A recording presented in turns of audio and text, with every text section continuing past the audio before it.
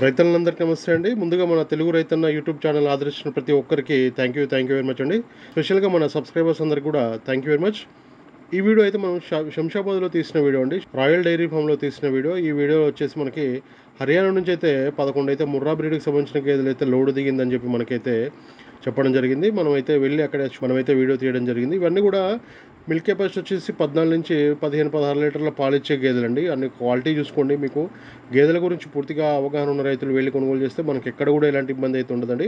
చూసుకోండి, పాలు చెక్ చేసుకోండి. పాల కెపాసిటీ వచ్చేసి 14 నుంచి 15, 16 లీటర్లు అని చెప్తున్నారు. వాళ్ళు చెప్పడం కాదండి, మనం చూసుకోవాలి. దగ్గరుండి మీరు పాలు పిండుకొని చూసుకున్న తర్వాత ఎన్ని లీటర్ల పాలు ఇస్తున్నాయని మీరు కొలుచుకున్న తర్వాతనే వాళ్ళైతే రేట్ అనేది చెప్తామని చెప్పారు. యావరేజ్ రేట్ వచ్చేసి 1,30,000 నుంచి 1,70,000 వరకు ఉన్నాయండి.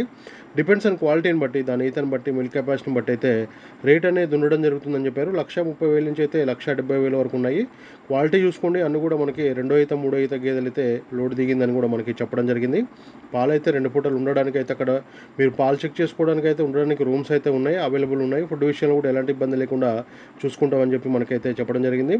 మీకు ఇంకా ఫుల్ డీటెయిల్స్ కావాలన్నా కూడా టైటిల్లో నెంబర్ ఉంది. ఒక కావాలనుకున్న వాళ్ళు డైరెక్ట్ కాల్ చేసి మాట్లాడుకోవచ్చు. అట్లాగే వీళ్ళైతే ఏ దానా వేస్తున్నారు ఏంటి అని ఒకసారి చూసుకోండి. అదే దానాన్ని మనం పత్తి చెక్క అయితేంది, కంది చున్న అయితేంది, ఇవన్నీ కూడా ఈ దానాలు మనం కంటిన్యూ చేయాలండి.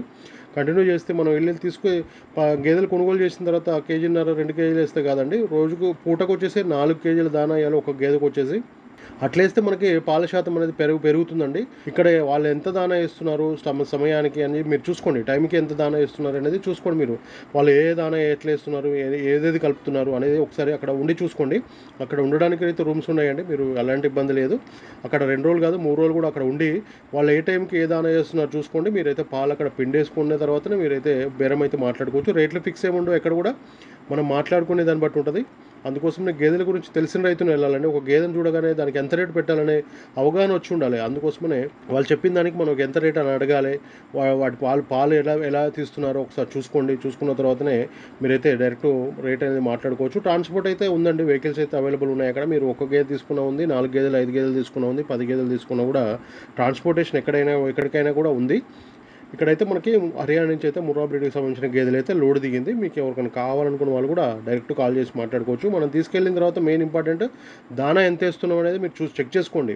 అక్కడ మనం అన్ని లీటర్ల పాలు చూసినాం, ఇక్కడ ఎందుకు పాలు తక్కువ వస్తున్నాయి అనేది క్యాల్కులేట్ చేసుకోండి.